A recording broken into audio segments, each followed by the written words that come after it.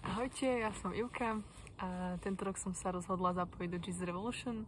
a chcela by som zazdieľať jedno svedectvo z mnohých, ale jedno, ktoré ma presne tak viacej, sa ma dotklo viacej ako tie ostatné. Boli sme z Jesus Revolution na misijnom výlete v Alesunde a tam sme mali také nočné evangelizácie a bola som na jednej z nich,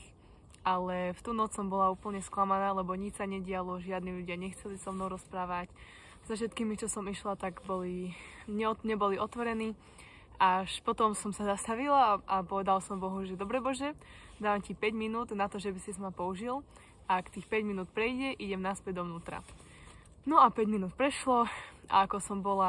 som kráčala naspäť do dverí, som sa otočila a videla som úplne vzadu stať ženu, ktorá fajčila cigaretu a vtedy som tak vo vnútri vedela, že no dobre, musím za ňou ísť.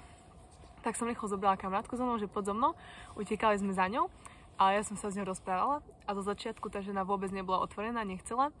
ale potom ako som sa s ňou rozprávala tak viacej, videla som, že sa začala pomaly otvárať, už sa pýtala aj otázky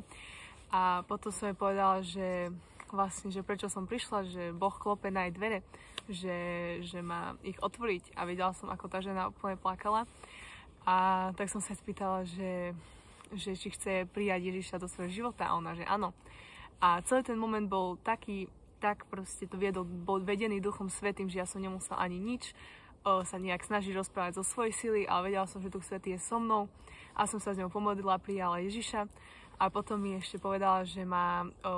nejakú chorobu dačo s kostiami, tak som sa za ňu pomodlila a ten moment bol taký silný, že ja viem, že ona bola uzdravená v ten moment, aj keď to nedalo sa v ten moment nejak zistiť, že či je uzdravená,